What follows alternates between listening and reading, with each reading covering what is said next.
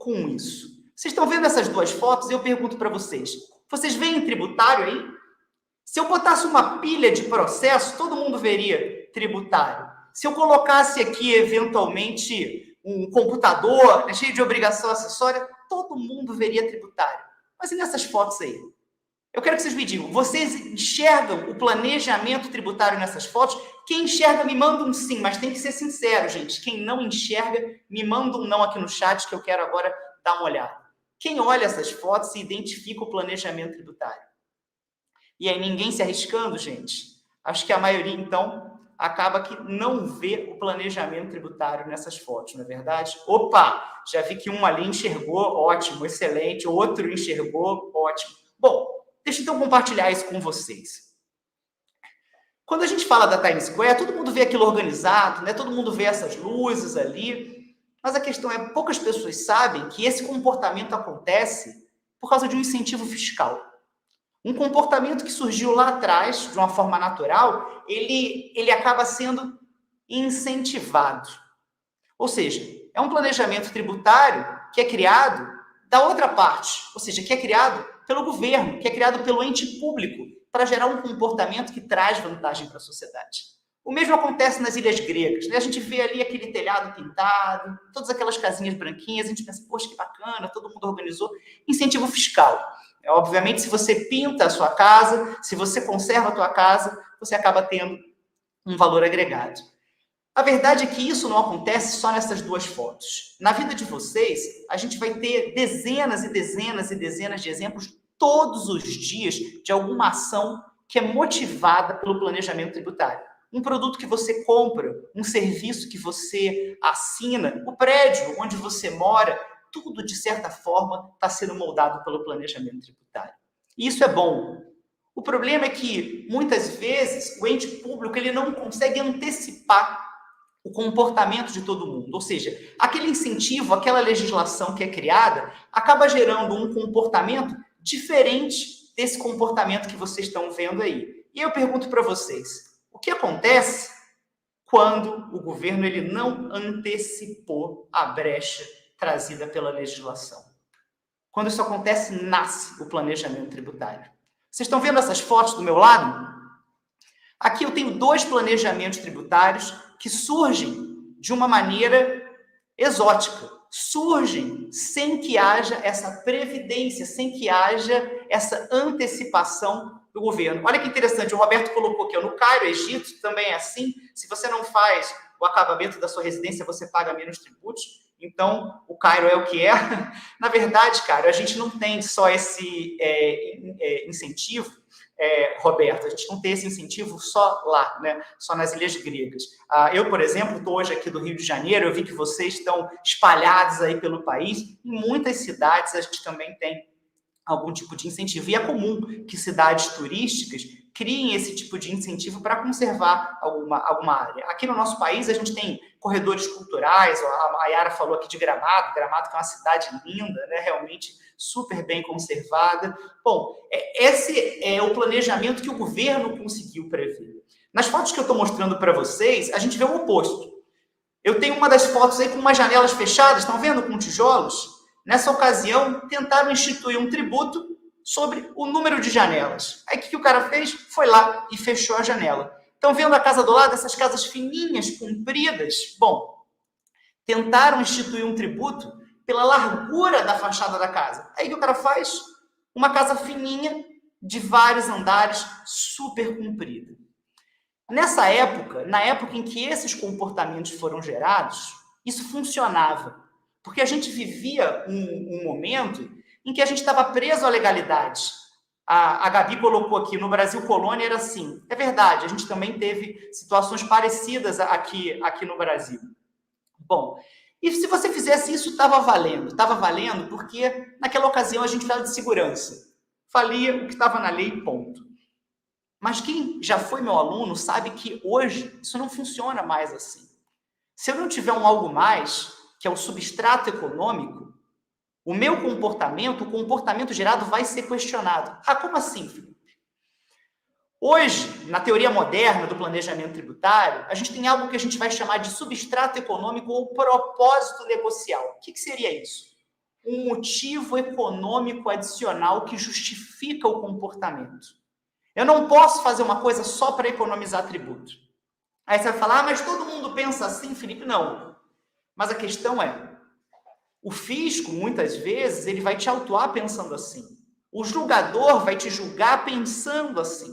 Então, se você quer fazer um planejamento que te deixe seguro ou segura, que venha resistir qualquer coisa, você precisa ter o propósito negocial ou substrato econômico. Ou seja, aquele comportamento, aquela ação tem que ter um motivo adicional além da economia tributária. Ou então, o seu cliente vai ser tributado da mesma maneira. Muitas vezes, quando eu coloco isso nas minhas aulas, as pessoas falam, mas eu tenho direito a fazer o que eu quiser se a lei permitir. Às vezes, até mesmo nas aulas que eu dou para a Receita Federal, muitos de vocês sabem, eu treino a Receita Federal, eu treino secretarias de Fazenda, treino algumas forças especializadas, e às vezes até mesmo dentro da Receita, existem pessoas que pensam, não, se a lei permitiu, está valendo. Mas a questão é, enquanto todo mundo não pensar assim, a única maneira de você deixar a tua empresa ou o teu cliente seguros é construindo esse algo mais, propósito negocial. Mas eu vou além. Se o planejamento ele não visa só a economia tributária, você constrói mais valor para a sua empresa ou para o seu cliente. E é isso que eu quero te mostrar agora. Eu vou falar com vocês sobre os objetivos do planejamento tributário e juntos a gente vai entender a importância dessa construção, dessa visão estratégica, dessa visão integrada, que apenas economizar tributo não é suficiente para que você tenha um cliente ou uma empresa de sucesso. Vamos lá? Vamos dar uma olhada, então, no nosso próximo slide, compartilhando com vocês. Bom, aí vocês têm os 4 objetivos do planejamento tributário. Eu quero falar sobre esses objetivos, porque eu sei que muitos de vocês, quando viram aí a temática da semana, pensaram só em economia tributária. E a verdade é que a economia, ela é algo positivo, mas a gente não pode ter apenas a economia tributária como um dos objetivos do planejamento tributário. E por quê? Vamos cobrir cada um deles. O Carlos Alberto, ele colocou aqui, com base na jurisprudência atual do CARF, não existe obrigatoriedade de prova de substrato econômico. Basta prova legal dos fatos, ainda que seja para a economia tributária. É isso mesmo? Carlos, a gente tem jurisprudência nos 2 sentidos. E o que você está colocando é muito bom, porque me permite entrar um pouco mais nesse assunto, aprofundar um pouco mais essa temática. Quando a gente analisa a jurisprudência do CARF, para quem não sabe, o que é o CARF? O CARF é o Conselho Administrativo de Recursos Fiscais. É um tribunal administrativo. Eu já tive o prazer de treinar muitos dos julgadores que hoje estão no CARF, alguns até estão aqui com a gente, então eu aproveito para dar um abraço para esse pessoal, né? Assim, vários alunos meus lá do Fisco, delegados da Receita, julgadores do CARF, falaram que iam estar aqui com a gente, então eu agradeço aí a presença de vocês. Bom, o CARF ele tem diversos grupos de julgadores, e a gente tem percebido que nos últimos anos a gente teve sim alguns julgamentos favoráveis aos contribuintes. Eu posso dizer até que a gente teve mais julgamento favorável ao contribuinte nos últimos anos do que no passado. Mas a gente também tem julgamentos contrários. E essa questão do substrato oscila. A gente ganha, perde, aí ganha, perde de novo. E a questão é, se eu parasse ali para falar com o seu cliente, você conseguiria dizer para ele, olha, fica tranquilo que nos próximos 10 anos esse entendimento não vai mudar? Nos próximos 5 anos não vai mudar? A verdade é que a única maneira que você tem de trazer essa segurança para o teu cliente é adicionando esse fator. E o que eu quero mostrar é que adicionar não é um custo em vão. Você trazer um motivo adicional não é um problema. Pelo contrário, você adicionando outros motivos, você vai construir algo ainda melhor. Essa é a ideia.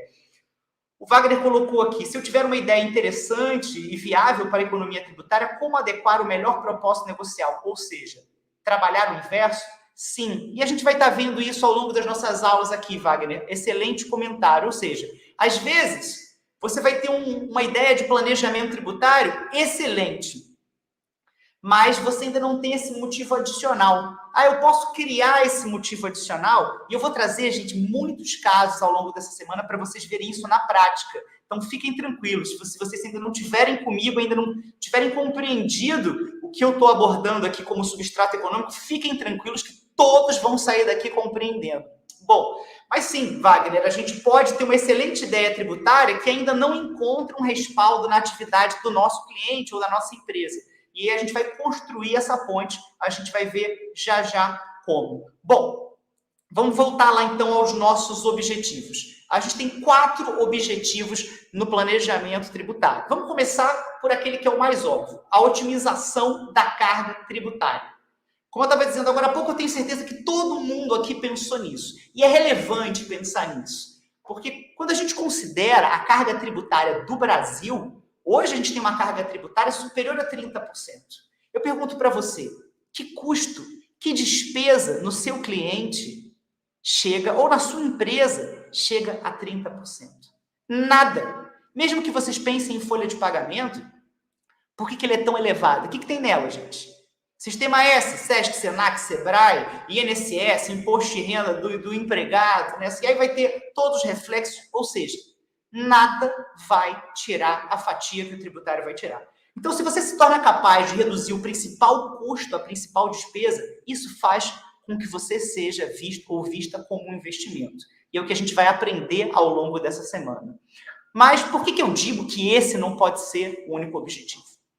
Para muitas empresas, a realidade é muito diferente. Quando a gente pega a pequena empresa, e eu sei que muitos de vocês trabalham com pequenas empresas, você chega lá para o pequeno empresário e fala, meu amigo, vou mudar a sua vida, eu vou reduzir a tua carga tributária. Aí o cara fala, olha, eu não pago nada, eu só nego. Você tem alguma coisa melhor do que zero? Se tiver, pô, me interessa demais. E aí, o que você vai oferecer para essa pessoa? Não é redução da carga tributária, não é verdade, gente? Bom, para essa pessoa, a gente vai mudar o foco e vai priorizar a redução de risco. Ou seja, a gente vai chegar para essa pessoa e falar, meu amigo, que tal você continuar não pagando nada e não ser preso? Se te interessar, eu tenho algo legal para você. E quando a gente fala, gente, de prisão em questões tributárias, hoje é uma realidade. Um exemplo disso é o Ricardo Eletro. Mesmo que a pessoa seja solta, gente, não é agradável. Você perde valor, né? Prisão não é intercâmbio, né? Você perde valor da empresa. Aquilo ali acaba afetando a sua relação com investidores, a sua relação com o cliente. E isso vale para o pequeno também. E o próprio desgaste emocional disso. Mas eu vou além. Mesmo que não tivesse a questão criminal, quando a gente fala de reduzir risco, a gente está falando de profissionalizar. Quantas empresas vocês viram quebrando aí no meio da pandemia? Infelizmente. Eu vi várias. E algumas dessas empresas, a gente percebia que quanto mais a situação se complicava ali, mais a empresa afundava, às vezes por uma falta de gestão estratégica, por falta de planejamento tributário. Ou seja, eram empresas viáveis. Eu vi muita gente abandonando a contabilidade. Olha que surreal. O cara abandona a contabilidade, para de fazer tudo aquilo ali para tentar priorizar. Ou entrega tudo em branco. Isso é crime. Aí o cara, ele escalou num risco criminal ali desnecessário. Ele não precisava passar por isso. Agora, e se fosse uma empresa que se mantém saudável? Uma empresa que se mantém saudável, ela tem mais facilidade de participar de operações de M&A, de fusões e aquisição, de captar um empréstimo, de pegar um investidor novo. Gente, o que eu vi de empresa no meio da pandemia fazendo parceria, mas a que consegue fazer a parceria é aquela empresa que está regular. Então, quando a gente fala de redução de risco, em última análise, o nosso objetivo é profissionalizar para agregar valor. Deixa eu trazer um exemplo aqui ligado às startups. Mas antes, deixa eu pegar aqui uma pergunta do Carlos Alberto. O Carlos Alberto colocou aqui, uma das funções do administrador da empresa é a redução legal das despesas, inclusive os tributos, desde que não seja ilegal. É isso mesmo? Sim, Carlos, você está super correto. O administrador, ele tem que zelar pela coisa do outro, né, que ele está administrando, como se fosse dele. Então, ele vai fazer isso de maneira legal, mas também de maneira ética. E por que eu estou colocando ético? Tem muita coisa que não é crime, mas que é antiético. E o antiético, hoje, afeta o nosso cliente também. Uma empresa que não tem boas práticas, vocês já devem ter ouvido falar de ESG hoje em dia, né? Aquela empresa que se preocupa com o meio ambiente, que se preocupa com as questões sociais, se preocupa com as questões de governança. Se você não tem essa preocupação de alinhar a ética da empresa com a ética do seu público-alvo, às vezes, mesmo quando a gente faz algo lícito, aquilo não dá certo. Então, você está corretíssimo. O administrador tem, sim, essa responsabilidade de zelar pelo patrimônio do cliente de forma lícita e de forma ética.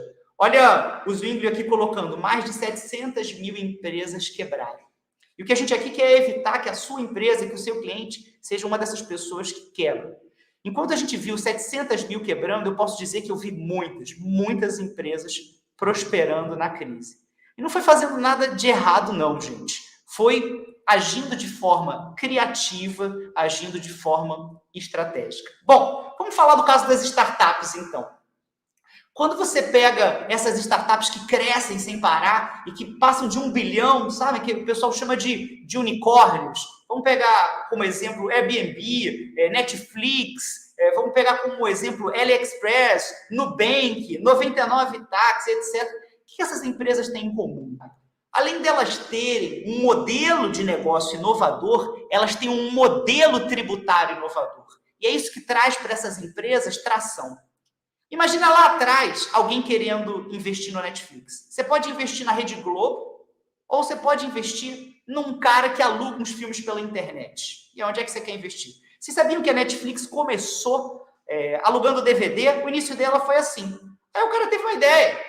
Pô, deixa eu fazer aqui, deixa eu começar a alugar aqui pela internet. Mas e aí? Como é que ele vai captar o dinheiro? Como é que ele vai fazer o investidor querer correr esse risco? Certamente um desses fatores é a margem, é o quanto eu vou retornar para esse cara. Meu amigo, meu risco nesse início é um pouco maior, mas você vai ganhar bem mais comigo. E como é que ele consegue essa margem tão grande logo no início? Porque essa pessoa escolhe um modelo inovador. Ela estava escolhendo lá atrás o streaming, no momento em que não se falava nem de tributação de streaming. Então, aquele cara ele consegue nos momentos iniciais crescer até que essa tributação chegue. Mas quando a tributação chega, tarde demais. A pessoa ela já se estabeleceu, ela já conseguiu uma posição de vantagem no mercado. Bom, então quando a gente fala de redução de risco, é isso. Em última análise, o que a gente quer é profissionalizar o nosso cliente. Vamos além. Vamos falar agora de otimização operacional. O que é essa otimização operacional? Eu vejo muitos tributaristas pensando só na coisa tributária. E não é por uma questão de má fé. É porque os honorários da pessoa, os bônus, a taxa de sucesso, a promoção, a participação nos lucros, está tudo atrelado à carga tributária. O que a pessoa faz? A pessoa ela foca em redução da carga tributária. Só que, às vezes, a gente tem outras oportunidades ali na empresa que são muito melhores, são muito maiores. Então, se você pensa só na redução da carga tributária, você pode, inclusive, estar prejudicando o teu cliente. E esse recado vai também para os empreendedores e as empreendedoras que estão aqui hoje. Você não pode deixar correr solto ali o planejamento, porque é você que tem a visão estratégica do teu negócio. Você tem que pegar o teu advogado, a tua advogada, o teu contador, a tua contadora pela mão e vocês vão construir isso juntos. Deixa eu trazer um exemplo aqui. Eu planejo um supermercado, aliás, eu planejo vários supermercados, eu tenho até alguns alunos hoje aqui comigo de um dos supermercados que eu planejo, mas o exemplo que eu vou trazer hoje é de outro supermercado. Eu planejo um supermercado aqui na região sudeste, que quando estourou a pandemia, eu tinha posicionado vários filtros nele. Aí você vai me perguntar, o que é filtro? A gente vai aprender os filtros mais adiante. Lá na aula 4, você vai entender o que é um filtro. É uma estrutura intermediária que traz várias vantagens tributárias. Bom, eu tinha posicionado vários filtros para que esse meu cliente ele tivesse redução da carga tributária. E quando estourou a pandemia, eu falei para ele, a gente vai tirar tudo isso. Você vai comprar direto e vai vender. Por quê? Porque eu estava preocupado com o desabastecimento desse supermercado. Eu estava vendo o pessoal comprando papel higiênico desesperadamente. Não é assim, gente? Assim, o pessoal estava estocando tudo. Eu falei, esse cara vai ficar desabastecido. E aí ele tirou, a gente aumentou a carga tributária dele, mas garantiu que o produto chegasse rápido até a prateleira. O que aconteceu? Esse meu cliente triplicou o tamanho dele ao longo da pandemia. Enquanto alguns outros, os concorrentes, quebraram, diminuíram. Por quê? Porque não adianta eu ter a menor carga tributária e não ter o produto. Visão integrada. A gente vai ver isso nos vários estudos de caso dessa semana. A visão integrada é fundamental, porque ela te traz segurança. Bom, mas vamos para o nosso último objetivo. Antes disso, deixa eu ver aqui alguns dos comentários que chegaram. O Eric ele tinha botado aqui. O fato do Conselho de Administração da Nubank não ligar para o prejuízo constante no balanço da empresa se deve também ao fato de um bom planejamento tributário? Ótima colocação, Eric. Para empresas que têm crescimento acelerado, o prejuízo, ele não é um problema no início. Eu por acaso, estava conversando com um empreendedor de uma incubadora de empresas que, aliás, está também apoiando esse evento.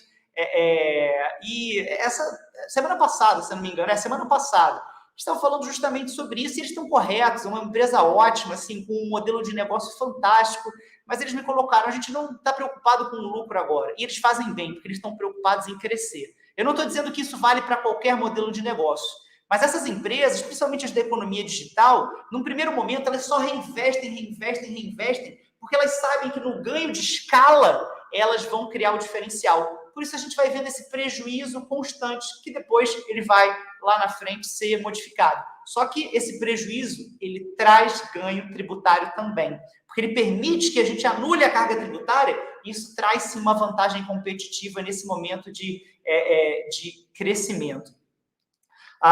O Ed Clayton colocou o exemplo do Uber, ótimo exemplo, o Uber também é um unicórnio, fantástico, isso mesmo. Bom, vamos além, vamos para o nosso último objetivo, vamos falar da otimização financeira.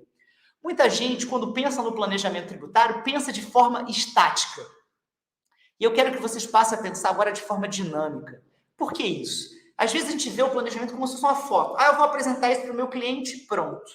Mas a gente deveria ver como um filme, porque às vezes é no comportamento do dinheiro, no tempo, que a gente vai criar o diferencial. Trazendo um exemplo. Digamos que eu falasse para vocês o seguinte, eu tenho um cliente que ele paga 10 milhões de tributo e se 100 milhões de tributo, eu vou fazer ele pagar 102 milhões. Aí você fala, tu tá maluco, Felipe? O cara vai pagar 2 milhões a mais? Em que cenário isso faz sentido, gente? A gente já viu alguns aqui. Eu posso estar pagando 2 milhões a mais para ter risco zero. Vale a pena? Vale.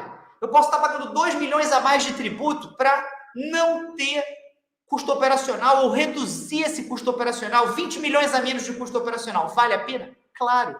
Agora, o que muita gente não observa é o comportamento no tempo.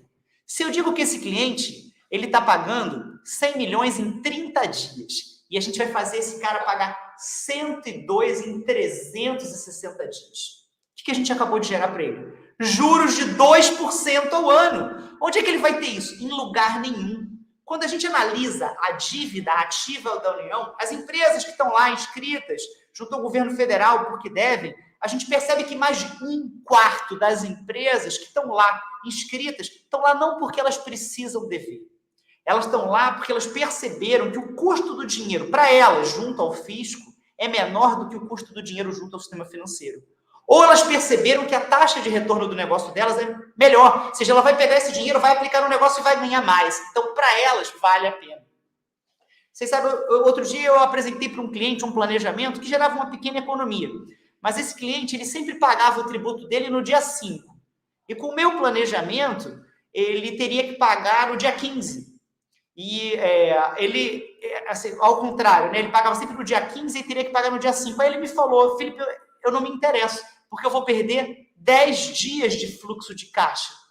E faz sentido. A gente identificou isso na fase de testes. A gente vai estudar essa fase de testes amanhã. É um momento em que a gente conversa com a equipe da empresa para entender justamente aonde a gente pode ajustar o planejamento, quais são as demandas de cada área. Então, conversando com ele nesse momento, eu falei, olha, é vantajoso, você vai reduzir, mas tem o seguinte, se ao invés de pagar no dia 15, você vai ter que pagar no dia 5, porque esse benefício demanda isso. Você quer?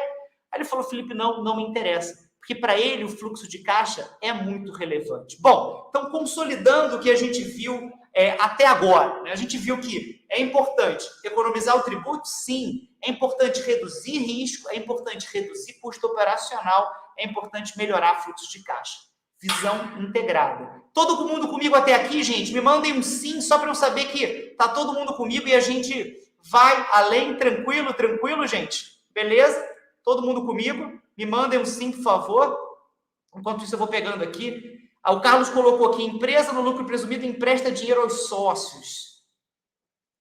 Pagamento e perda, DDL. Ótima colocação, Carlos. O que ele está colocando aqui? O Carlos estava colocando que a gente vai ter uma nova legislação. Enquanto isso, eu já vou compartilhando o meu próximo slide com vocês.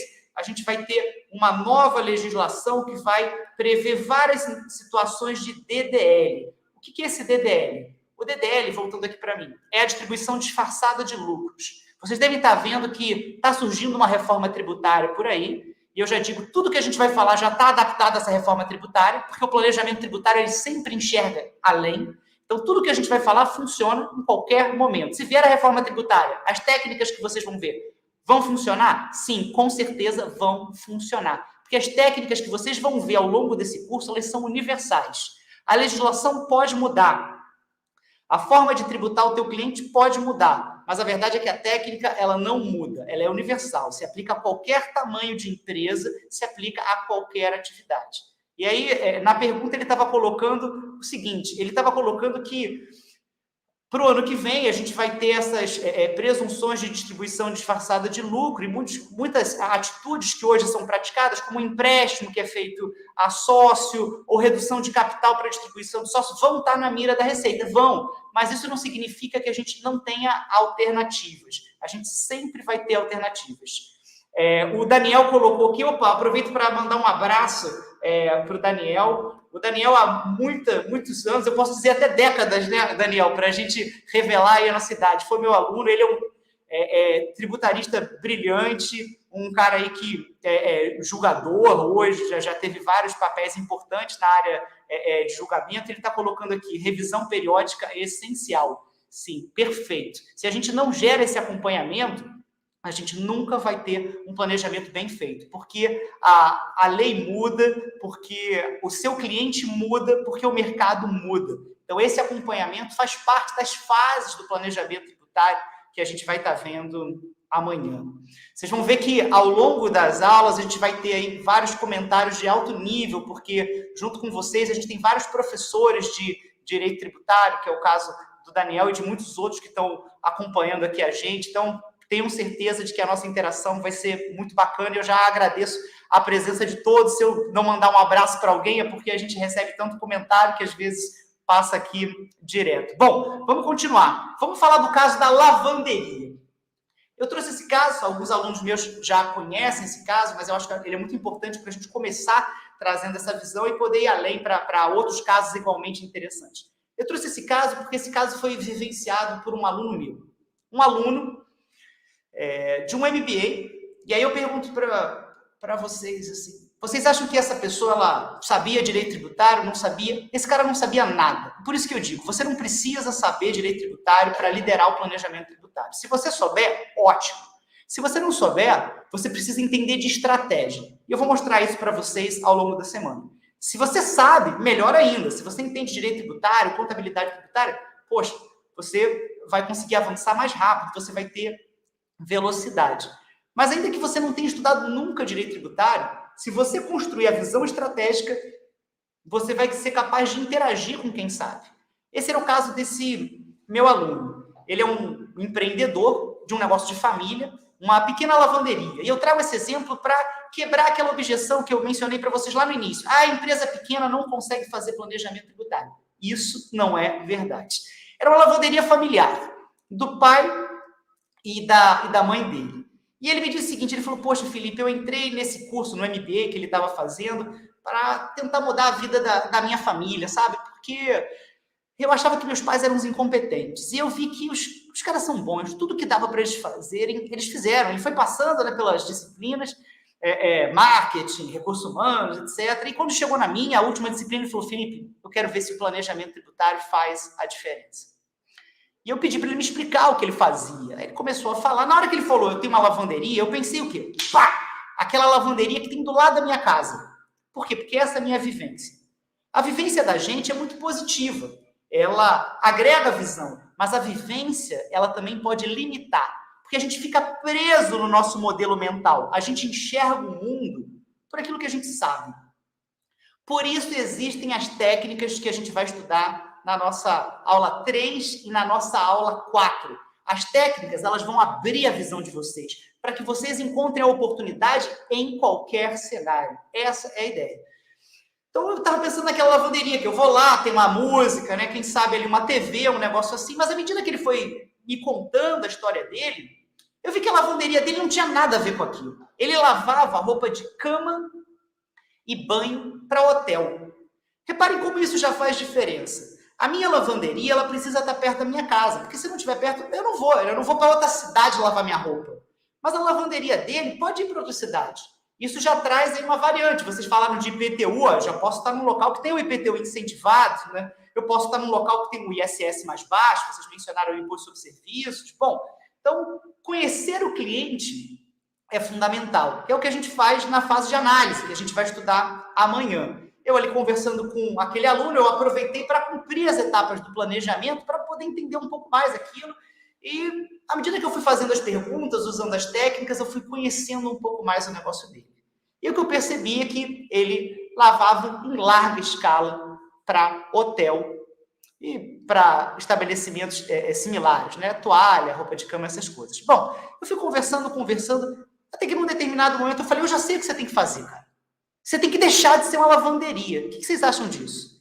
Quem acha que o tributário deve, e vale para todo mundo, gente, que é advogado, contador, empreendedor, quem acha que o tributário deve mudar a atividade principal do cliente?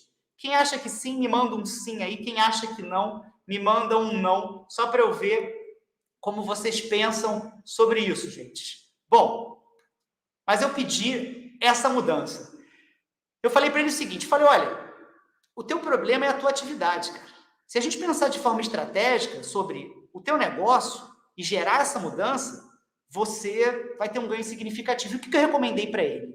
Que ele passasse a ser um locador de lençol e de toalha. Ou seja, ele vai comprar o lençol e a toalha e vai alugar para o hotel. Aí você fala, pô, mas como assim, Felipe?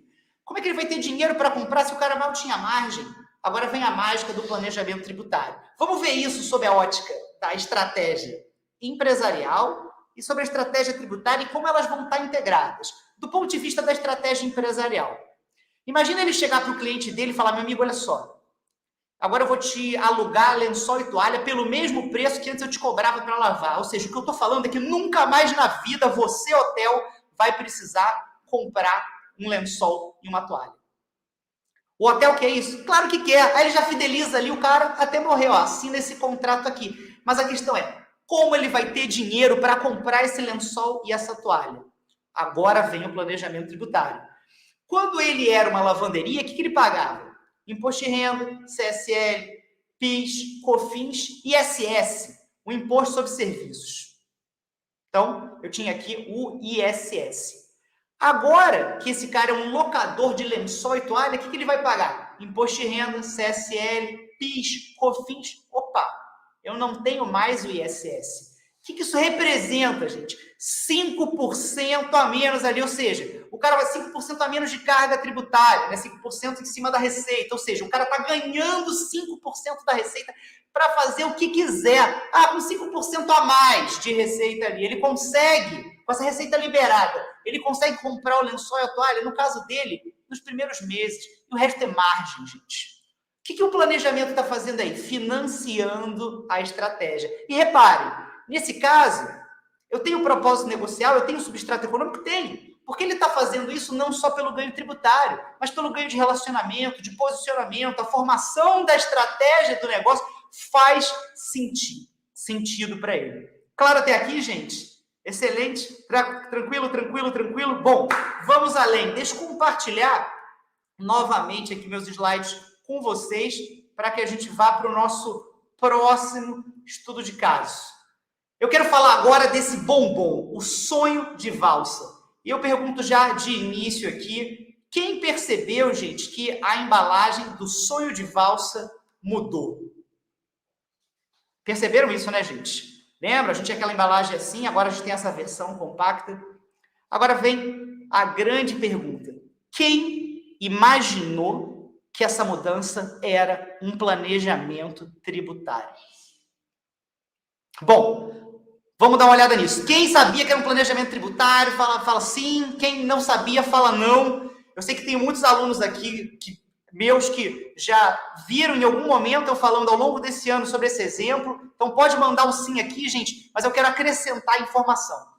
Eu todo ano eu vou trazendo esses estudos de caso de exemplos que eu vivenciei ou que os meus alunos vivenciaram, alunos como vocês que um dia tiveram aí, construíram visões estratégicas. Eu gosto de trazer esses exemplos para as aulas, eu falo que são os planejamentos que emocionam, porque não tem nada melhor na vida de um professor do que ver o aluno indo além, o aluno construindo, tirando do papel aquilo ali e tendo os benefícios na sua vida, porque é isso que a gente quer, né? Assim, quando a gente estuda, a gente quer progredir.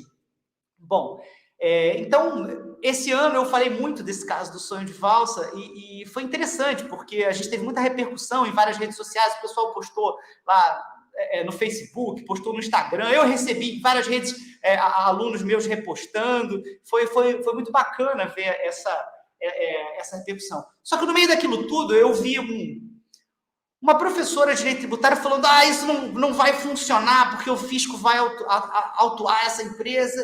E agora eu queria contextualizar, para mostrar para vocês que esse planejamento não tem como dar errado. A Sonho de Valsa, a empresa que faz o Sonho de Valsa, ela é uma empresa que já faz esse bombom há dezenas e dezenas de anos. E antigamente a gente tinha aquele bombom ali, né, fofinho, que você ia lá abrir. Um belo dia ela enxergou uma oportunidade. Existia uma dúvida se aquele bombom era um bombom mesmo ou era um wafer. Um biscoito wafer, porque afinal ele tem aquela casquinha ali. Para que ela acabasse com a dúvida, ela mudou a composição do bombom, acrescentando mais wafer. E aí agora a gente pode dizer que sim, ele é um wafer. Isso traz uma redução de carga tributária. Ou seja, esse movimento, só pensando do ponto de vista tributário, já é excelente. Mas ela foi além. Ela falou: não, eu quero botar esse wafer, não é só porque eu vou reduzir a carga tributária, porque eu quero garantir mais crocância também. Deixa eu testar isso junto ao meu consumidor. E ela testa. Ela testa não só nessa versão que eu estou apresentando para vocês, mas em várias outras. Um sonho de valsa que parece um lance, não sei se vocês já viram. Vários formatos diferentes, gente, de sonho de valsa, né? Para que ela visse essa aceitação. E isso é importante, a coisa da visão integrada, né? Na época que ela mudou a embalagem, sempre tem um hater ali que fala: eu gostava da embalagem antiga, eu quero o barulhinho. Mas a verdade é que essa embalagem nova foi aceita pela maioria.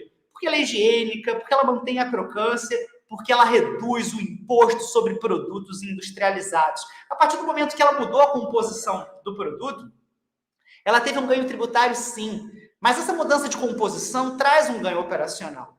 Agora vejam o seguinte, e aí respondendo, né, a esse comentário que eu vi numa rede social. Se a empresa fosse autuada, não, você tem que pagar como bombom e não como wafer, ela continuaria fazendo isso da mesma maneira, porque ela teria o mesmo custo, mas ela teria ganho operacional. Ela fez um produto de mais qualidade. Só que a verdade é que a empresa já fez isso há um tempo. Então, se ela for autuada agora, ela já consolidou ganho. Porque a gente sabe que o fisco só consegue cobrar 5 anos para trás. Então, isso significa que essa empresa já ganhou operacionalmente, já ganhou do ponto de vista tributário, ponto. É um planejamento bem sucedido. E esse é um de vários que essa empresa criou. A partir do momento que ela viu que funcionou com o sonho de valsa, vai lá nos outros bombons, que agora são biscoitos wafer, e você vai ver que eles estão sendo modificados também como ouro branco e tantas outras experimentações que essa empresa fez. É uma empresa bem sucedida, é uma empresa que tem boas práticas, é uma empresa que certamente com esse movimento ela conseguiu ir além. Bom, o Gilberto ele colocou aqui um bom exemplo. Temos os perfumes que usam essências e que o IPI cai de 15 para 5. Perfeito! Esse exemplo é muito bom. A gente tem, nessa área de perfumes e colônias, né, tributações diferentes, né? E a gente gerar essa adaptação, sem sombra de dúvida, traz uma redução de carga tributária muito significativa. A André colocou, mas não foi a embalagem que causou a redução, foi a composição? Sim, a embalagem, Andréia, é só uma roupagem para que você fortaleça a ideia da crocância, mas é a composição que gerou a mudança do que a gente chama de NCM, né, da nomenclatura comum do Mercosul, ou seja, gerou a mudança de classificação fiscal, criando um novo produto. Claro até aqui, gente? Beleza? Todo mundo comigo? Bom, vamos então para o nosso próximo exemplo. Vamos além. Compartilhando aí com vocês. Bom, o que vocês estão vendo agora comigo? Então, o pessoal já está com fome, né? A gente aí quase chegando na hora do jantar. Falta pouco, gente. O pessoal já olhou o bombom, né? Aí depois olha um sanduíche com uma batatinha, né? Já vai abrindo. É bom que essa aula já vai abrindo o apetite. Bom, o que a gente está vendo aqui? um planejamento tributário de venda incentivada. Eu trouxe esse planejamento porque ele é usado pelo Burger King, mas ele também pode ser utilizado pelo teu cliente ali, o bar da esquina, ele pode ser utilizado pelo teu cliente ali, o restaurante da esquina. E por que ele não usa?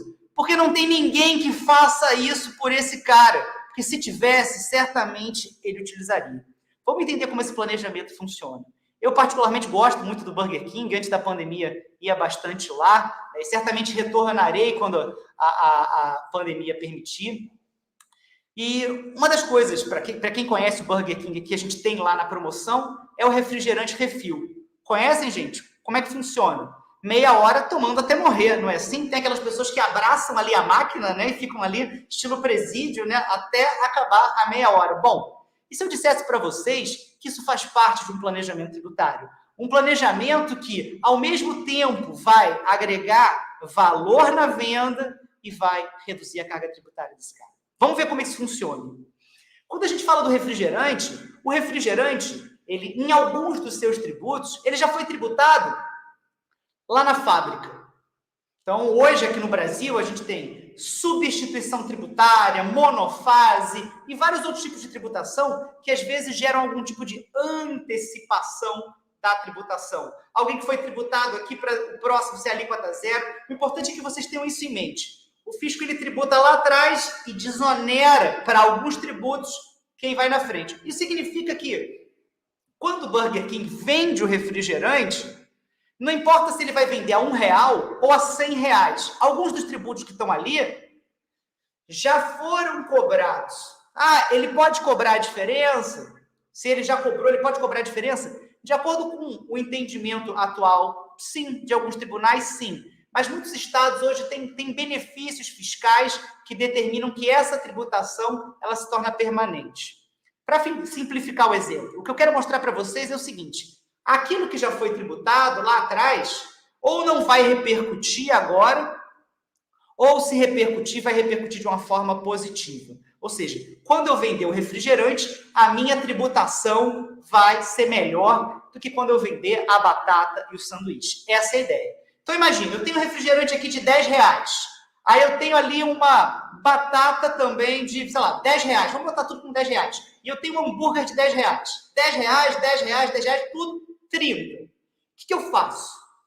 Eu sei que se eu vender meu refrigerante mais caro, eu tenho um ganho. Então eu vou lá e já coloco, olha, R$15 mais é refil, meu amigo. Você pode tomar até morrer. Eu sei que esse cara não vai tomar R$15, só se ele ficar de boca aberta ali na máquina. Porque se ele fosse no mercado comprar R$15 de refrigerante, olha a quantidade que esse cara ia levar.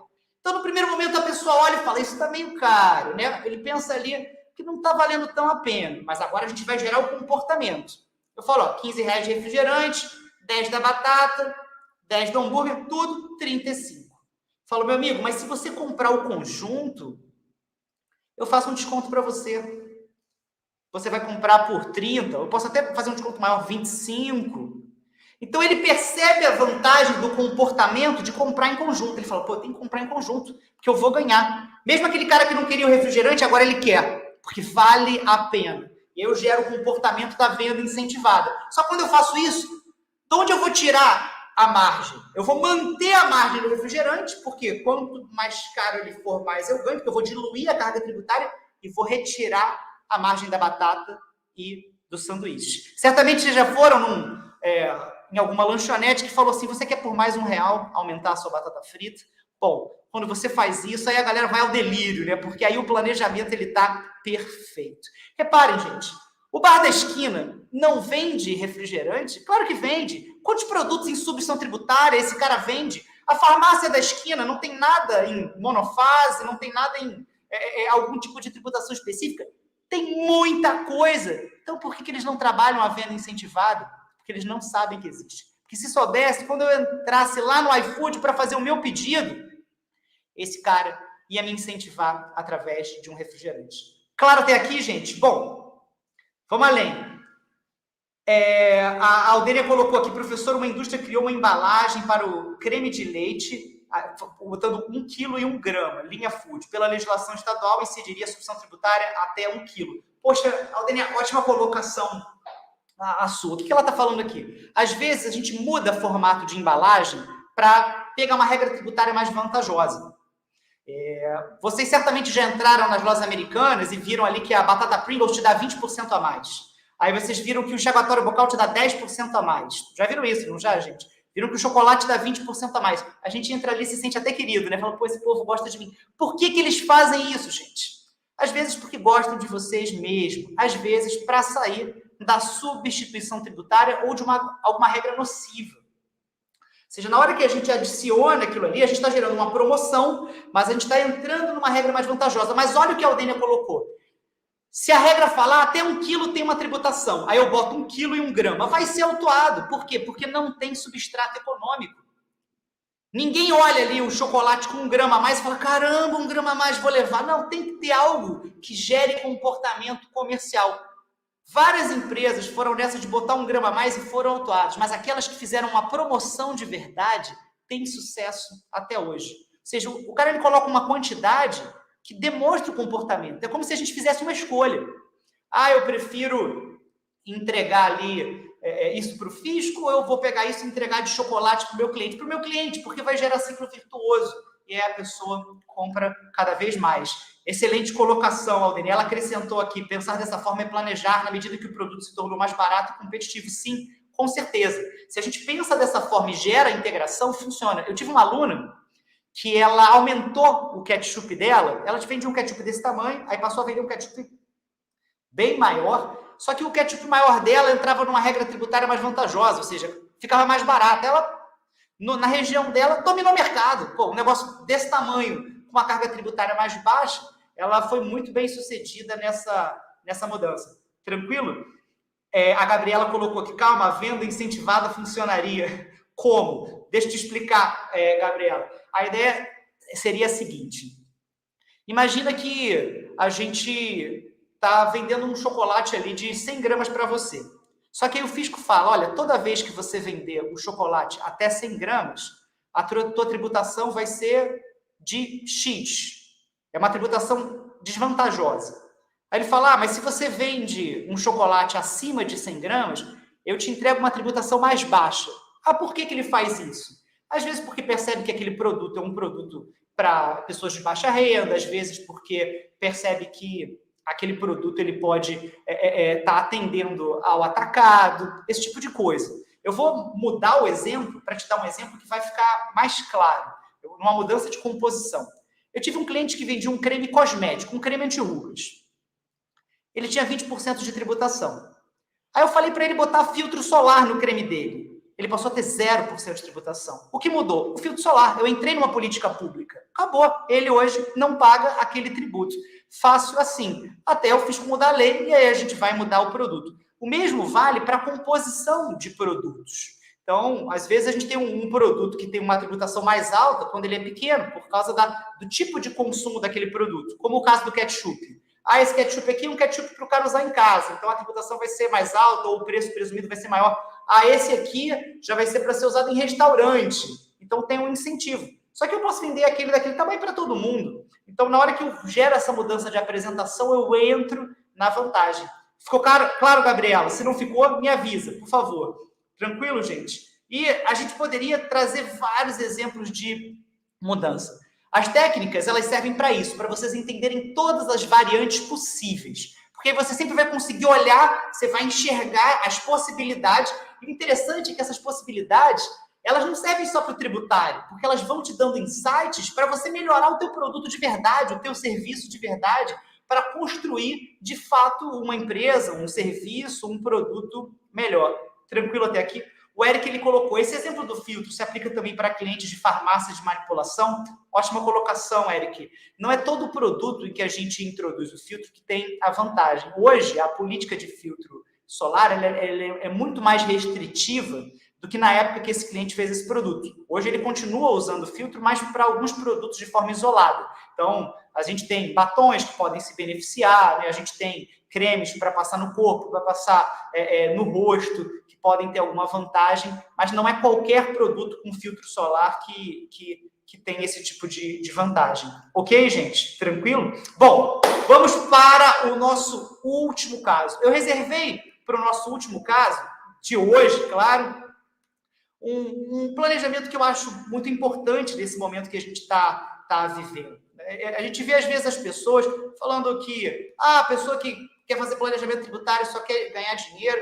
Primeiro é o seguinte, eu acho que não tem problema nenhum ganhar dinheiro. Eu tenho uma filha, eu gosto de poder proporcionar as coisas para minha filha. Sou feliz de poder fazer isso. Eu tenho certeza que todos vocês gostam de proporcionar coisas para as famílias de vocês também. Então, se é lícito e ético, ótimo. Vamos, então, ganhar dinheiro, sim. Mas a questão é que o planejamento ele pode ser utilizado como um instrumento de transformação social.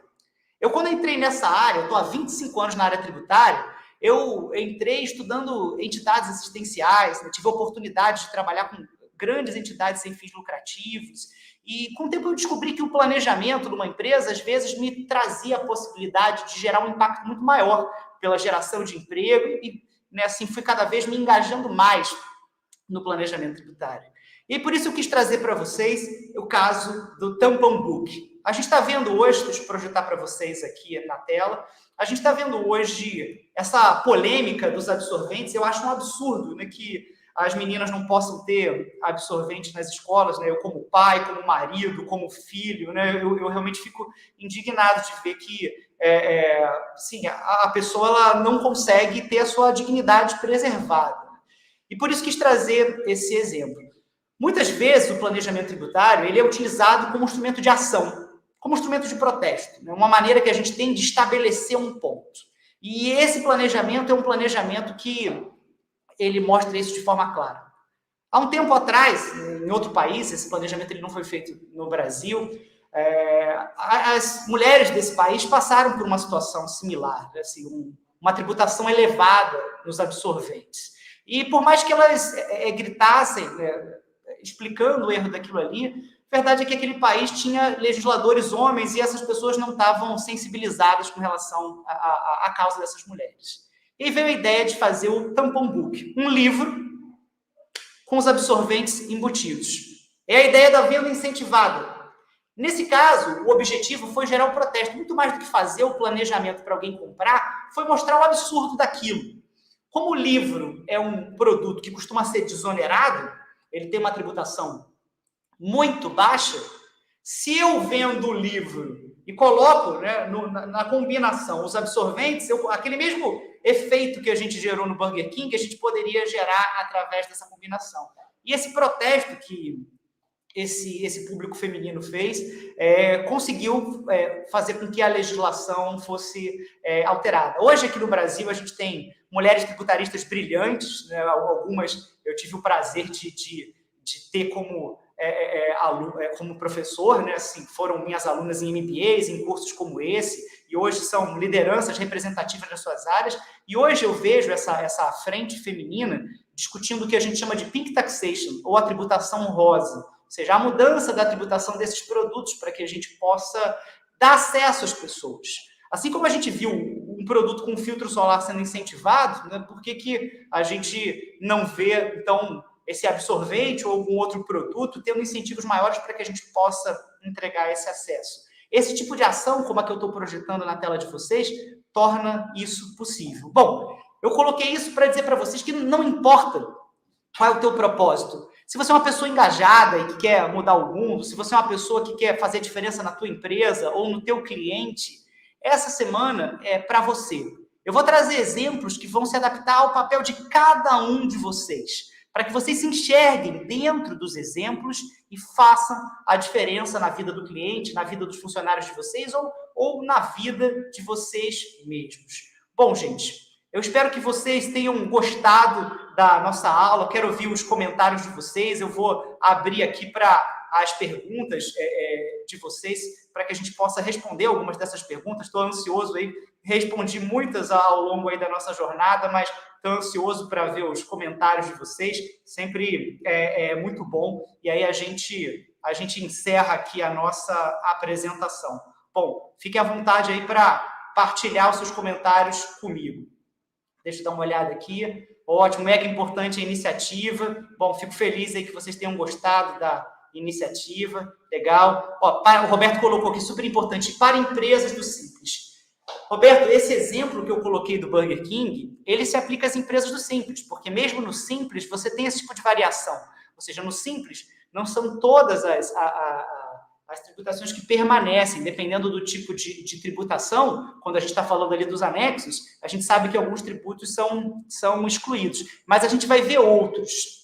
Ao longo do curso, eu tive essa preocupação de a cada aula trazer exemplos para empresas do Simples também, para que todo mundo se sinta excluído, se sinta incluído, né? Bom, gente, fico feliz para que ninguém se sinta excluído, né? Estou vendo aqui os comentários, ótimo, muito obrigado. Bom, gente, eu estou amando essa semana, fico muito feliz de vocês estarem aqui comigo. Se vocês não compartilharam a foto, a hora é essa. Tirem uma foto agora e compartilhem no Instagram de vocês, me marcando para concorrer à bolsa. Como é que vai funcionar? Amanhã a gente vai falar das etapas do planejamento tributário.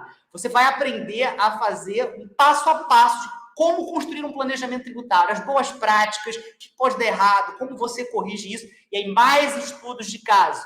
Depois, mais adiante, a gente vai estar vendo as técnicas operacionais. Eu vou te apresentar as técnicas para você entender como você vai enxergar essas oportunidades. Na nossa quarta aula, você vai ver as técnicas societárias. A gente vai estar vendo outras formas de construir essas possibilidades, formas mais complexas para quando você não conseguir utilizar as operacionais. E lá na sexta-feira, na nossa última aula, eu vou te mostrar o método, ou seja, como eu consigo construir essas técnicas. Eu vou abrir para vocês o método mostrando a lógica de funcionamento dessas técnicas. Como eu disse para vocês, em todas as aulas a gente vai ter alguma surpresa. Então, na aula de amanhã, quem tiver ao vivo vai ser chamado, eu vou dizer quem ganhou a bolsa, mas só vai concorrer à bolsa quem publicou lá no meu Instagram. E na aula de amanhã eu vou trazer novamente para vocês outra bolsa e a gente sorteia o mesmo esquema, vai fazendo isso até chegar na aula da quinta-feira, em que eu vou entregar algo muito interessante para todos vocês. Mesmo que você não tenha ganho essa bolsa, pode ter certeza que eu tenho algo guardado. Por quê? Porque eu quero que a gente comece junto essa caminhada.